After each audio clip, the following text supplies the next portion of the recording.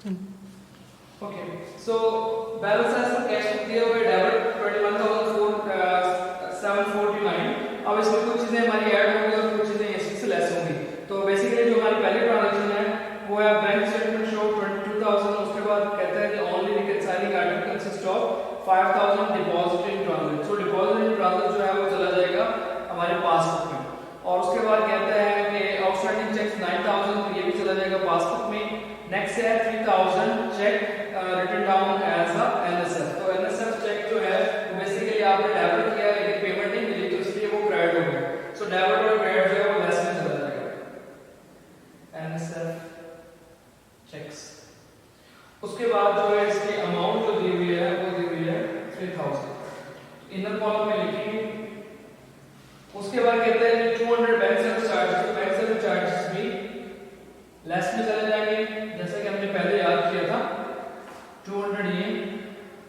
और उसके बाद लास्ट वाली ट्रांजैक्शन में कहता है कि बेसिकली आपने लिखना था 1832 और आपने लिखा है 1283।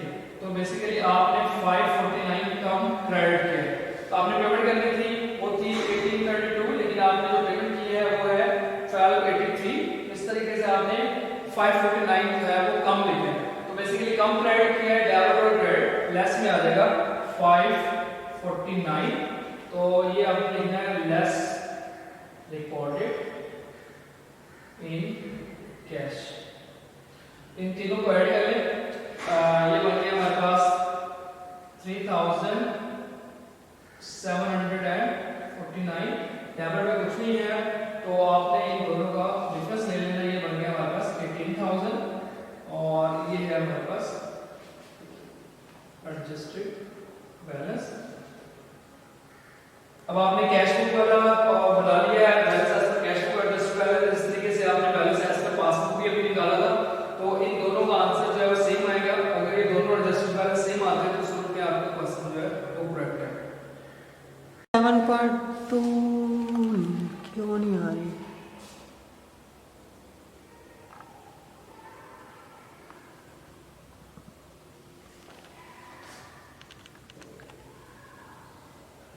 करो स्टार्ट। हो गई खुद ही सारा हो गया दोबारा चल। सो 7.2 का हम दूसरा हिस्सा कर रहे हैं जिसमें हम कैश एंड कैश इक्विवेलेंट बनाएंगे। इसमें बेसिकली आप सबसे पहले लिखेंगे कैश, जो आपने एडजस्टेड बैलेंस निकाला है कैश का। सो वो था 18,000।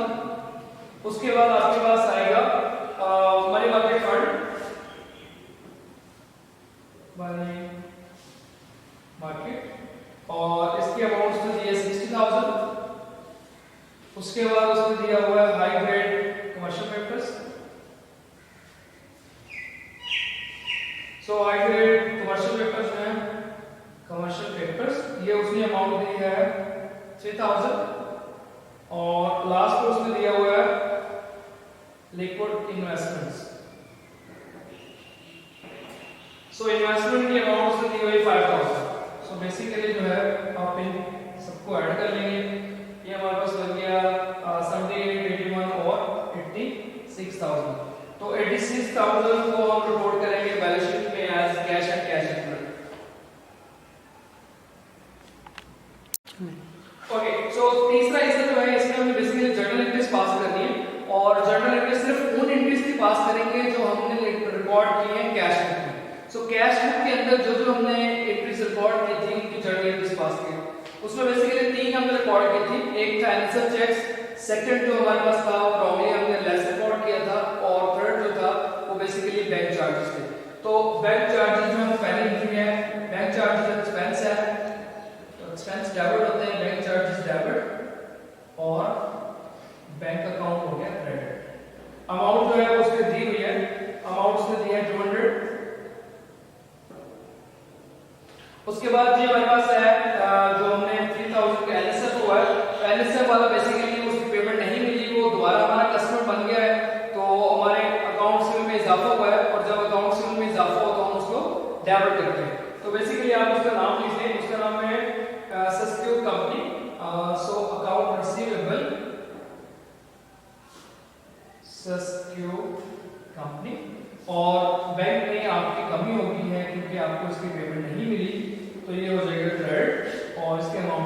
3000। और उसके बाद लास्ट एंट्री जो है बेसिकली आपने रॉन्गली रिकॉर्ड किया था या लेस रिकॉर्ड किया था, तो उसको आप दोबारा रिकॉर्ड करेंगे। वो बेसिकली था office supplies, office supply debit और बैंक क्रेडिट। और अमाउंट जैसे कि आपको पता है वो हमने कैलकुलेट की थी, वो थी 549 से डेबिट और 549 से क्रेडिट हो जाएगा। तो ये बेसिकली हमारी जनरल एंट्रीज थी। और उसके बाद ये क्वेश्चन जो है हमने कंप्लीट कर लिया। उसके बाद नेक्स्ट वीडियो में हम मिलेंगे अगले क्वेश्चन के साथ। ओके, सो नेक्स्ट हम करेंगे एक्सरसाइज 7.5 और इसमें अगेन हमने बनाना है bank reconciliation statement. So bank reconciliation statement में आप लोग जो है वो आपको जैसे पता है कि दो हिस्से हैं। एक हमने बनाना है balance as per cash book और दूसरा हिस्सा बनाना है बैलेंस एज पर पासबुक का, क्योंकि दोनों बैलेंस एज पर क्वेश्चन में दिए हुए हैं और इसे हम कहते हैं एडजस्टेड बैलेंस मेथड। तो एडजस्टेड बैलेंस मेथड के तहत ये वाला क्वेश्चन हम लोग सॉल्व करेंगे। तो इसमें पहले हमारे पास आया जी बैलेंस एज पर, दोनों में से आपकी मर्जी है जो आपने लेना वहां से स्टार्ट कर लें। तो बैलेंस एज पर हम लोग करते हैं पासबुक और ये बैलेंस है हमारे पास क्रेडिट बैलेंस और इसकी अमाउंट है 15,200। उसके बाद कुछ चीजें इसमें लेस होंगी और कुछ चीजें इसमें ऐड हो जाएंगी, तो वो हम करते हैं। सबसे पहले एंट्री है उसमें कहता है two debit memorandum accompanied by the bank statement, bank service charges और दूसरा है एनएसएफ। तो ये दोनों जाएंगे हमारे कैश बुक में। पासबुक हम बना रहे हैं तो इसमें ये नहीं आएंगे। उसके बाद कहते हैं cash receive 10,000 on December 31st were not deposited. तो ये डिपॉजिटेड ट्रांजिट है। तो डिपॉजिटेड ट्रांजिट हम रिकॉर्ड करते हैं पासबुक में, ठीक है। तो ये इसमें आ जाएगा। आपने बेसिकली जो है कैश भेज दिया है, डिपॉजिट करवा दिया, तो आपके एसेट में इजाफा हुआ, इसलिए आप उसको कर देंगे डेबिट और बैंक जो है उसको करेगा क्रेडिट। लेकिन बैंक ने अभी तक उसे क्रेडिट नहीं किया, तो रिकंसिलिएशन के लिए आप उसे कर देंगे क्रेडिट। तो यहाँ पे हमारे पास जो बैलेंस है वो भी क्रेडिट है, क्रेडिट और क्रेडिट ऐड हो जाएगा, ठीक है। तो बेसिकली ये हमारे पास आ गया डिपॉजिट इन ट्रांजिट। अमाउंट इसकी क्वेश्चन में दी हुई है 10,000, ठीक हो गया। और उसके बाद हमारे पास है following cheques has been issued in December but were not presented in the paid cheques या अनपेड चेक्स है। तो अनपेड चेक्स जो है डेबिट होते हैं। यहाँ पे हमारे पास जो बैलेंस है वो है क्रेडिट। तो डेबिट और क्रेडिट लेस में आ जाएगा अनपेड चेक्स। अमाउंट जो है उसकी उन्होंने सेपरेट दी है। तो अमाउंट इसकी बल्कि 4,000 और 4,500 तो 8,500 ये आ गया हमारे पास। तो बस यही ट्रांजैक्शन है जो इसमें आनी है, इनको हम ऐड कर लेते हैं। 10,000 ये ऐड करके हो गया 25,200 और इसमें से हमने माइनस करना है 8,500। तो बाकी हमारे पास जो बैलेंस आएगा वो आ जाएगा एडजस्टेड बैलेंस।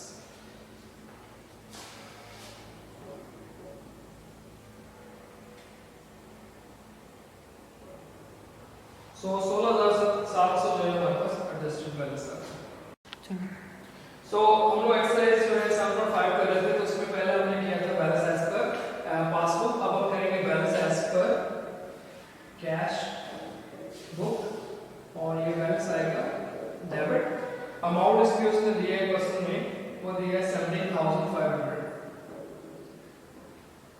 अब अगेन जो है कुछ चीजें इसमें ऐड होंगी और कुछ चीजें इसमें से लेस होंगी। तो सबसे पहले जो ट्रांजैक्शन है वो लिखा हुआ है two debit memorandum. So bank ने हमें डेबिट किया, हम उसको क्रेडिट कर देंगे और डेबिट और क्रेडिट जो है वो लेस में चला जाएगा। तो पहली जो है इसमें सर्विस चार्जेस।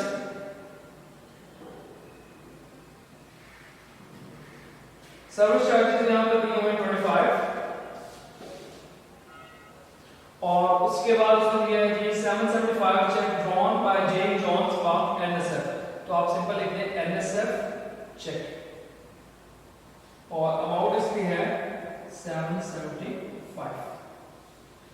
उसके बाद जो है और कोई ट्रांजैक्शन जो है वो कैश से रिलेटेड नहीं है, तो इनको ऐड कर लेंगे। बन गया हमारे पास 800। डेबिट में कोई चीज नहीं आई, इसमें से माइनस किया तो बाकी हमारे पास बच गया 16,700। ये हमारा आ गया एडजस्टेड।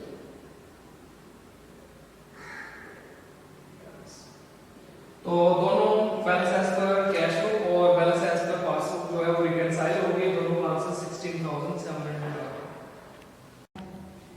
सो नेक्स्ट हमारे पास क्वेश्चन है प्रॉब्लम 7.1a, उसमें हम लोग बनाएंगे बैंक रिकंसिलिएशन स्टेटमेंट और उसमें डाटा जो दिया हुआ बैलेंस एज पर पासबुक दिया हुआ है, balance as per cash book दिया है। अगेन जो है वो एडजस्टेड बैलेंस मेथड दिया हुआ है। एडजस्टेड बैलेंस मेथड में हम दोनों बैलेंस को लेके चलते हैं और दोनों बैलेंस के हिसाब से हम एडजस्टेड बैलेंस लास्ट पे निकालते हैं। तो इस क्वेश्चन के अंदर जो है वो ledger account for cash show of the balance at July 31 is 1,25,000 और बैंक स्टेटमेंट का बैलेंस है 1,14,000। तो पहले हम लेंगे balance as per cash book बना लेते हैं और उसके बाद बैलेंस एज पर पासबुक जो है बना लेंगे। तो उसका आंसर उसने दिया हुआ है 125,568। अब अगेन इसमें कुछ चीजें ऐड होंगी और कुछ चीजें इसी से लेस होंगी। सो जो नंबर थर्ड ट्रांजैक्शन दी उसने कहा cash receive on July 31 16,000 it was left at the night deposit so it is not credited by the bank। so ये इसमें नहीं आएगी, ये चली जाएगी हमारी पासबुक में। उसने also कहा नंबर 4 में कहा है also included in with the July bank statement debit memorandum for bank charges। तो बैंक ने बेसिकली हमें जो है वो डेबिट किया है, हम उसको क्रेडिट कर लेंगे। डेबिट और क्रेडिट जो है वो लेस में चला जाएगा। Service charges service charges amount है इसकी $50 यहाँ पे आ गया। उसके बाद जी हमारे पास क्रेडिट मेमोरेंडम, बैंक ने हमें क्रेडिट किया है तो ऑपोजिटली हम उसको डेबिट कर लेंगे। डेबिट और डेबिट जो है वो ऐड में चला जाएगा। ये बेसिकली हमें रिसीव हुआ है non interest paying note receivable collected और इसकी अमाउंट है 4,000। नेक्स्ट कहता है comparison of the paid cheques, तो ये cheques issued but not paid है। उसके बाद कहता है examination of the paid cheque, वो कहता है जी उसमें बेसिकली कुछ चेक्स ऐसे हैं जो बेसिकली अभी तक पेड नहीं हुए। अब वो कहता है एक चेक है दैट इज 825 नंबर चेक है, उसकी अमाउंट थी 519 यानी कि 519 issued on 15 July. Payment for office equipment has been included as 915। तो आपने बेसिकली 519 का चेक इशू किया था 519 का और उसको आपने गलती से रिकॉर्ड कर लिया है 915। तो बेसिकली आपने ज्यादा रिकॉर्ड कर लिया है। कितने से ज्यादा रिकॉर्ड किया है? ये आ गया आपके पास 15 से 6 और उसके बाद जो है हमारे पास आ गया 0 10 9 और उसके बाद 3। सो 396 से आपने एक्स्ट्रा रिकॉर्ड कर लिया। तो इसको बेसिकली आप जो आपने ज्यादा रिकॉर्ड किया, आपने बेसिकली क्रेडिट किया, तो इसको ठीक करने के लिए हम लोग डेबिट करेंगे। wrongly credited in cash book। अब अमाउंट अभी हमने निकाले थे 395। So wrongly credited in cash book 396 बनता है, 395 लिख देता हूँ। So 396 ये आ गया। उसके बाद जो है हमारे पास नेक्स्ट ट्रांजैक्शन है, उसमें बेसिकली कहते हैं included with the July bank statement 200 cheques has been NSF. तो एनएसएफ चेक जो है क्रेडिट होते हैं, ऊपर हमारे पास बैलेंस है डेबिट, डेबिट और क्रेडिट लेस में चला जाएगा, ठीक है। और उसकी अमाउंट है 200। उसके बाद इसके टोटल कर लेंगे। सो डेबिट में हमारे पास है 4,396 और क्रेडिट में है 250।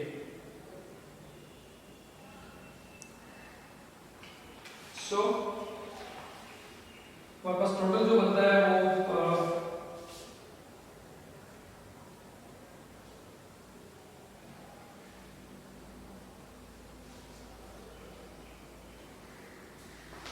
129,964 minus 250, ये बन गया 129,740। तो ये बन गया हमारे पास एडजस्टेड बैलेंस। सो हमने पहला हिस्सा किया था balance as per cash book, अब दूसरा हिस्सा उसमें बैलेंस एज पर पासबुक, और बैलेंस एज पर पासबुक जो है उसमें दिया हुआ है 1,14,828, ठीक है। अब इसमें अगेन कुछ लेस होगी और कुछ ऐड होगी, तो उसमें पहले जो ट्रांजैक्शन हमने छोड़ी थी वो बेसिकली हमारे पास है cash received on July 31 amount 16,000, हमने 16,000 की जो है वो कैश रिसीव की थी, लेकिन वो हम बेसिकली डिपॉजिट नहीं करवा सके, तो ये हमारा डिपॉजिट इन ट्रांजिट है।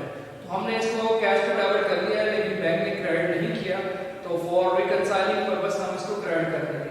तो हमारा बैलेंस है वो भी क्रेडिट है, और जो ये ट्रांजैक्शन है ये भी क्रेडिट हो रही है, तो ये दोनों ऐड हो जाएंगे, तो ये बन जाएगा कैश इन ट्रांजिट।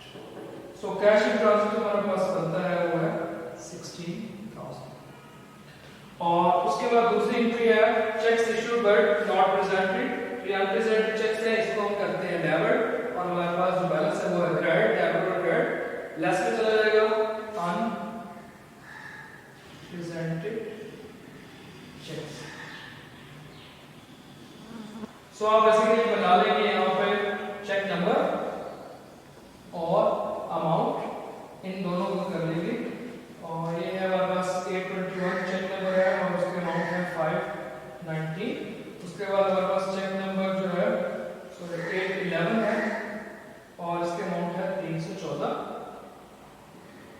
दूसरा हमारे पास चेक है 814 और इसके अमाउंट है हमारे पास 625, और थर्ड जो चेक है हमारे पास वो है 823 और इसके अमाउंट है 175। इन तीनों को हम लोग ऐड कर लेंगे, ये अमाउंट बन जाएगी हमारे पास 14। सो इनका टोटल निकाल देते हैं, सो ये बन गया 1,20,828, और इसमें से ये माइनस कर देंगे और हमारा आंसर आ गया 129,740, और इसके सामने लिख देंगे एडजस्टेड। तो बेसिकली ये हमारा बैलेंस एज पर पासबुक आ गया 1,29,714, और इस तरीके से हमने किया था balance as per cash book, उसका भी आंसर सेम था, तो ये हमने क्वेश्चन बेसिकली सॉल्व हो गया। चलो ओके, सो हमारे पास जो है बेसिकली हमने पहले हिस्से में पार्ट ए में हमने किया था बैंक रिकंसिलिएशन, और पार्ट बी में हम इसके बनाएंगे जर्नल एंट्रीज।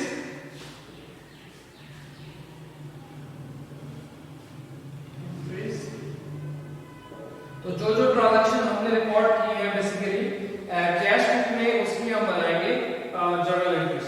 तो सबसे पहले जो है हमारे पास होता बैंक चार्जेस, तो बैंक चार्जेस डेबिट होते हैं,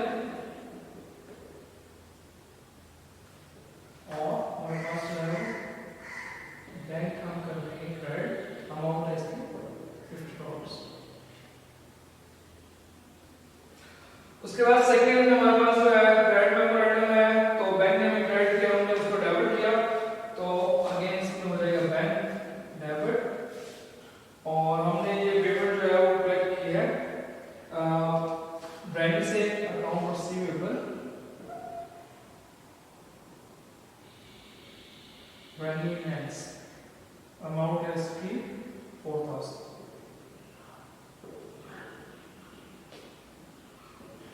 उसके बाद जो है हमारे पास नेक्स्ट ट्रांजैक्शन है, बेसिकली इसमें हमारे पास चेक जो है वो एनएसएफ चेक हुआ है, तो एनएसएफ चेक की सूरत में हमारे पास जो कस्टमर है उसको हम दोबारा रिसीवेबल बना लेते हैं, अकाउंट से डेबिट, कस्टमर का नाम है हॉवर्ड, और उसके बाद जो है बैंक हम कर देंगे क्रेडिट, इसकी अमाउंट है हमारे पास 200। तो ये बेसिकली हमारे पास जो है एक ट्रांजैक्शन और रखते हैं,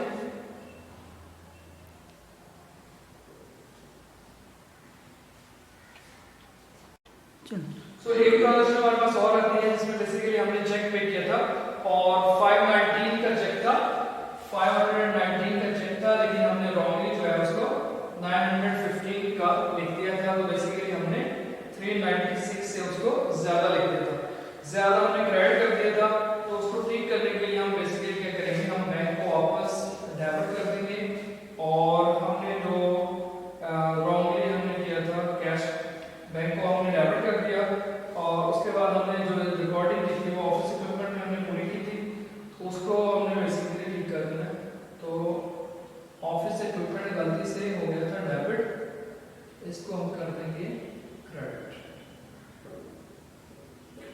अमाउंट है इसकी 396।